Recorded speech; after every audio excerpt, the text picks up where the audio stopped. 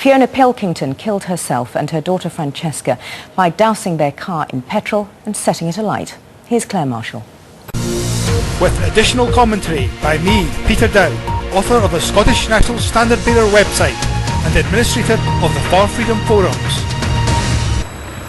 The house in Bulwell, Leicestershire, where Fiona Pilkington and her 2 children lived and suffered years of torment from a local teenage gang. According to evidence heard at the inquest, the endless persecution drove Ms Pilkington to kill herself and her disabled daughter, Francecca.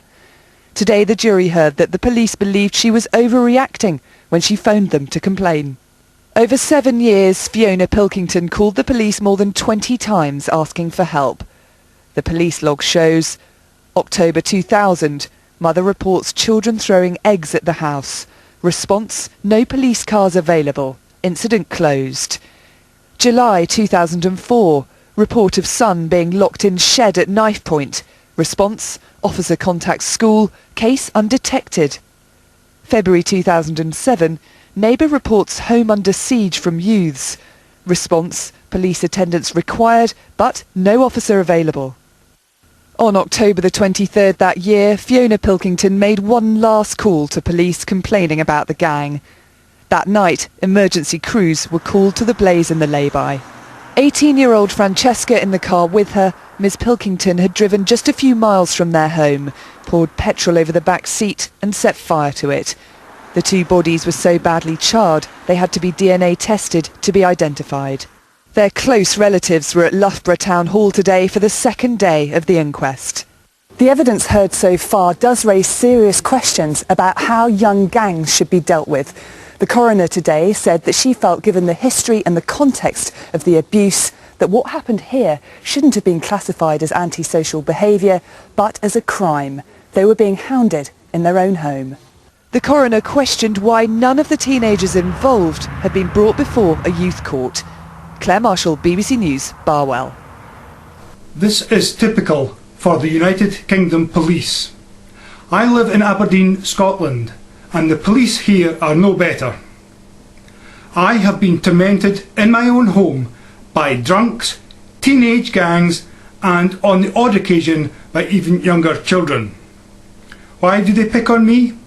I believe because I have a window display in my ground floor window which advertises my politics and my website.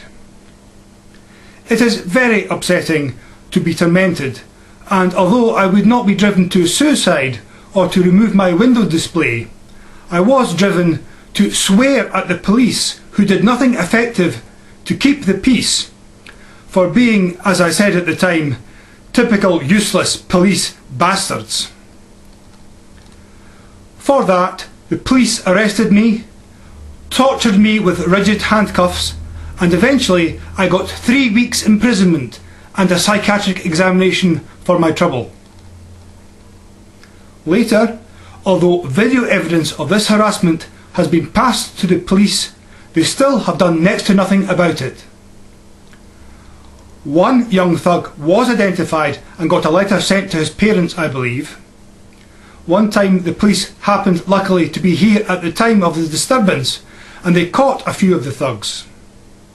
That didn't stop the rest of the tormentors. I have uploaded video evidence to YouTube in my Harlaw Zoo and Aberdeen Crime Watch channels to draw attention to the misbehaviour of the local scum. Since the police still would not respond to my call in time to arrest the culprits, I fitted an alarm which I would sound while I was being tormented with no help from the police. Since my alarm was calling attention to the failure of the police to secure the peace, and so I was embarrassing the police, a police officer threatened to confiscate my alarm and I was forced to disconnect it.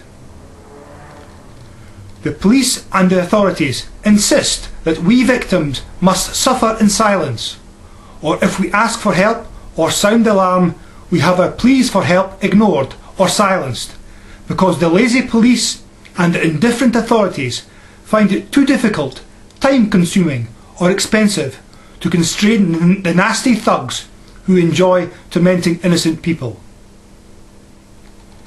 In the United Kingdom, it is easier for the police to do nothing, or even to arrest the victims, or to confiscate our equipment in order to shut us up.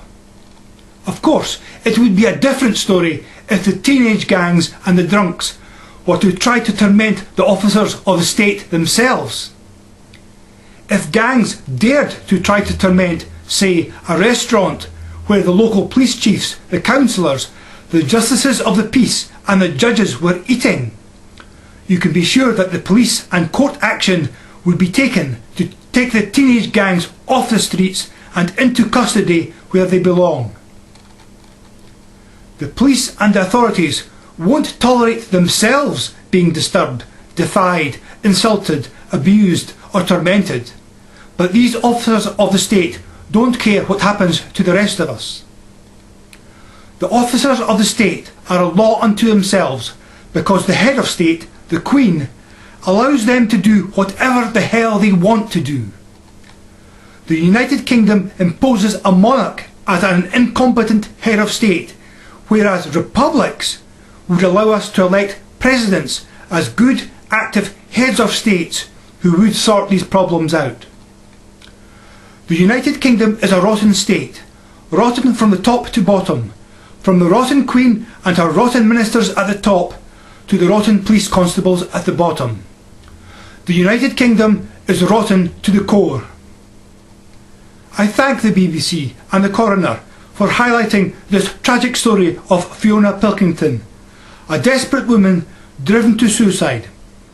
But I have to say that the failures of the police to protect and to serve our communities occur because the United Kingdom, as a kingdom, is always going to be doomed to fail the people regularly.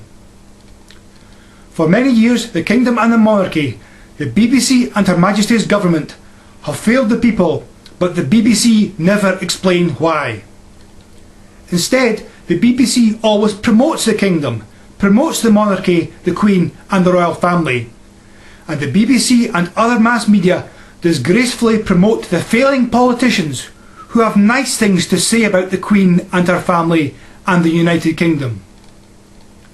Republicans who want to see the kingdom overthrown hardly ever get a say on the BBC.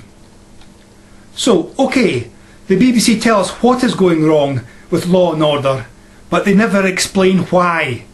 And they don't allow Republicans to explain that the only proper permanent solution to such problems is to get rid of the kingdom and the monarchy once and for all.